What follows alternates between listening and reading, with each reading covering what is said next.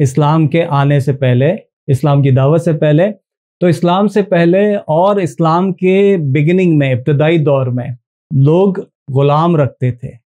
Physical slavery जिसको हम कहते हैं, फिजिकल स्लेवरी से उस वक्त फ्रीडम अगर किसी को हासिल करनी होती थी तो वो कैसे फ्रीडम हासिल करता था? उसकी अपनी मर्जी से तो वो हासिल नहीं कर सकता था। ये बड़ी इंपॉर्टेंट बात है। ये बात अगर आपको समझ में आ गई कि एक गुलाम खुद आज़ादी हासिल करने की कोशिश भी करता, गुलाम जो है आज़ादी हासिल करने की कोशिश करता, तो वो आज़ादी खुद हासिल नहीं कर सकता। कोई सरदार, कोई उससे बड़ा जो उसको खरीद सकता है और खरीद कर उसको आज़ाद कर सकता है, वो उसको आज़ाद करवा देता था। ठीक है ना? तो क्या समझ में आया कि फिजिकल स्लेवरी से फ्रीडम कैसे हासिल होती है? या तो उस गुलाम के पास, उसके अपने पास फिजिकल पावर इतनी हो कि वो अपने जोरे बाजू पे आज़ादी हासिल कर ले, या फिर उस गुलाम को खरीद कर आज़ाद कर दे, या फिर कोई, जिस तरह से होता है ना कि कोई अरेस्ट हो तो कोई जमानत देकर आज़ाद करवा देता है, जामिन बन जाता है। तो मेंटल स्लेवरी में हम किसके गुलाम हैं? हमारे माइंड को किसने चेन से बांधा हुआ है? हमारी थॉट्स ने। ये जो हमारी थॉट्स हैं, ये क्या है? ये एंकर है, इसने हमें मेंटल स्लेव बना के रखा है। अब थॉट्स क्या होती हैं या थॉट्स क्या हैं? वो इंफॉर्मेशन जो हमने बाहर की दुनिया से, या वो डाटा हमने जो बाहर की दुनिया से हासिल किया, जो हम पहले भी डिस्कस कर चुके हैं, वो हमारे सबकॉन्शियस माइंड में जितनी भी इंफॉर्मेशन है ना, वही हमारी थॉट्स हैं, और हम सोसाइटी में वही रोल प्ले कर रहे हैं। क्या रोल प्ले कर रहे हैं? गुलामी का। फॉर एग्जाम्पल कि एक एक्टर किसी मूवी या ड्रामे में कोई रोल प्ले करता है, कोई किरदार अदा करता है, जिस वक्त वो एक्टिंग कर रहा होता है उस वक्त वो उस किरदार में होता है, उस कैरेक्टर का पाबंद होता है। उसकी सोच, उसकी कम्युनिकेशन, उसकी बॉडी लैंग्वेज सब उस किरदार के मुताबिक होती है। कोई भी एक्टर जब एक्टिंग कर रहा होता है तो वो उस कैरेक्टर को परफॉर्म कर रहा होता है। तो हम सब भी, अगर हम अपने आप पे गौर करें, तो हम भी अपनी सोशल लाइफ में रोल प्ले कर रहे हैं, किरदार अदा कर रहे हैं। और जो किरदार हम सोसाइटी में अदा कर रहे हैं, जो कैरेक्टर कर रहे हैं, जो अदाकारी कर रहे हैं, हम उसी किरदार में रहकर सोचने लग जाते हैं और उसी किरदार में रहकर सोच रहे हैं, यानी उसी किरदार की सोच के गुलाम हैं। हम वो नहीं हैं जो नजर आ रहे हैं। हमने अपना एक बहरूप बनाया हुआ है, और वो बहरूप किस चीज से बना? हमारे थॉट से। जिस एनवायरनमेंट में रहकर हमने अपने आप को जैसा बनाने की कोशिश की, वैसा हमने अपने आप को सोसाइटी के सामने पोर्ट्रे किया, रोल प्ले किया, और फिर वैसा ही हम चाहते हैं कि हमारी आइडेंटिटी लोगों में वैसी ही बने। अब सवाल ये है कि ये जो हम रोल प्ले कर रहे हैं, तो फिर असल में हम हैं क्या?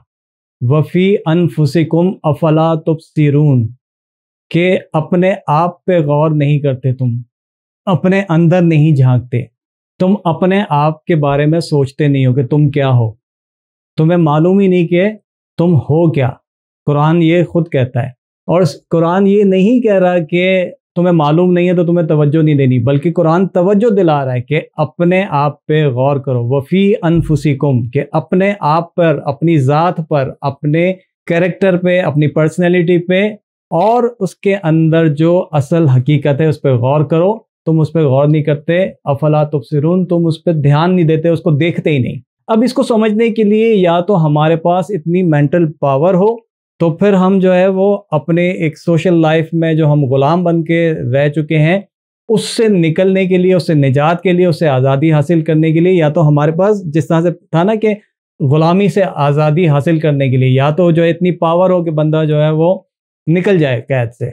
तो इसी तरीके से इस चीज़ को समझने के लिए, मेंटल स्लेवरी से आज़ादी हासिल करने के लिए, या तो हमारे पास इतनी मेंटल पावर हो, या फिर कोई सरदार, कोई लीडर, कोई बड़ा, कोई बुजुर्ग हमें हमारे सोशल इमेज से खरीद कर आज़ाद कर दे। जितनी हमारे पास इंफॉर्मेशन है, ये इंफॉर्मेशन ही हमारी फिक्रें बनी हुई है ना, ये फिक्रें ही गुलामी की जंजीरें हैं, और फिक्रों की जो जंजीरें हैं उसके हम पाबंद हैं। किस चीज़ की थॉट ने या फिक्र ने हमें गुलामी में बांध कर रखा हुआ है? जाहिर सी बात है, ख्वाहिशात ने, डिज़ायर्स ने, ये हो जाए वो हो जाए, ये मिल जाए वो मिल जाए। मैं पहले भी अब ये चीज़ कई मरतबा डिस्कस कर चुका हूँ कि जब हम दुनिया में आते हैं तो हम एक सेल्फ होते हैं, ठीक है। सेल्फ क्या होती है? एक ज़ात, एक नफ्स, एक बीइंग। फिर इसके बाद हमारी हम जिस सोसाइटी में या जिस इन्वायरमेंट में, जिस घर में हमारी तरबियत होती है, तो उसके बाद फिर हमारा एक कैरेक्टर बनता है, एक किरदार बनता है हमारा घर के माहौल में। और फिर इसके बाद थोड़े और बड़े होते हैं, हम सोसाइटी को फेस करते हैं, तो हमारी एक पर्सनैलिटी बनती है। हमारी ये पर्सनैलिटी का वास्ता सोसाइटी से जैसे जैसे या मुआशरे से जैसे जैसे बढ़ता जाता है, वास्ता पड़ते जाता है, तो फिर हमारा एक इमेज बन जाता है। इसी इमेज को हम ईगो भी कहते हैं, और यही ईगो हमारी आइडेंटिटी हम जो बनाने की कोशिश करते हैं सोसाइटी में जैसे जैसे हम इन्वॉल्व होते जाते हैं, हमारी ईगो बढ़ती जाती है। हम अपनी एक आइडेंटिटी बनाने की कोशिश करते हैं, एक इमेज बनाने की कोशिश करते हैं जिसमें ईगो शामिल होती है। कभी देखा है कि सड़कों पर कुछ लोग जो है वो अकेले में बातें कर रहे होते हैं? कभी देखे हैं ऐसे लोग? वो जो अकेले बात कर रहा होता है ना, वो तो समझे कि वो फ्रीडम फ्रॉम माइंड के लेवल पे पहुंच चुका है। पागलपन है ना, एक फ्रीडम फ्रॉम माइंड के। तो जिस तरह से वो बंदा अकेले में बातें कर रहा होता है, मगर वो जोर से बातें कर रहा होता है, ऊंची आवाज में बातें कर रहा होता है, हम भी असल में यही कर रहे होते हैं, अपने आप से अकेले में बातें कर रहे होते हैं।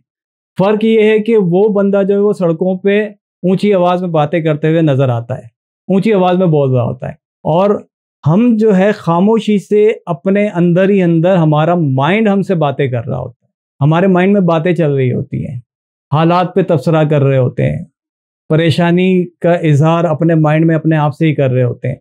कुछ हम अंदाजे लगा रहे होते हैं, कुछ शिकवे शिकायत कर रहे होते हैं, कुछ लोगों से, कुछ सोसाइटी से, कुछ रिश्तेदारों से। फिर हमारी पसंद नापसंद होती है। अक्सर ऐसा होता है कि हम फिजिकली किसी सिचुएशन में होते हैं, किसी इन्वायरमेंट में होते हैं, फिजिकली किसी सिचुएशन में होते हैं, और मेंटली किसी और स्टेट में होते हैं। कभी पास्ट की या माजी की याद में, कभी फ्यूचर की किसी टेंशन में या प्लानिंग में। आम तौर पर इस तरह की जो अकेले में हम अपने आप से गुफ्तगू कर रहे होते हैं ना, तो ये क्या होती है? ये नेगेटिव थॉट्स को जन्म देती हैं। ये जो नेगेटिव थॉट्स हैं जो हम अकेले में अपने आप से बात कर रहे होते हैं, जो हमारा नफ्स हमसे बातें करवा रहा होता है। मैंने कहा था कि नफ्स और माइंड का ना बड़ा गहरा ताल्लुक है। तो माइंड जो हमारा अपने आप से बातें कर रहा होता है, ये ज़्यादातर नेगेटिव सोचों को जन्म देता है, और फिर क्या होता है कि ये डिप्रेशन का सबब बन जाता है। और बाज़ औक़ात जो हम अपने आप से बात कर रहे होते हैं, तो उन आवाज़ों के साथ दिमाग के पर्दे पे कुछ विजुअल्स भी ज़ाहिर होते हैं, कुछ तस्वीरें, कुछ चेहरे सामने आने शुरू हो जाते हैं। ऐसा होता है नहीं होता है? वीडियो चलनी शुरू हो जाती है, वही विजुअल्स, ठीक है, एक फिल्म चलने लगती है, मूवी चलने लगती है। अब चलें, ये जो बात हो रही है इसी पे हम छोटी सी एक एक्सरसाइज भी कर लेते हैं।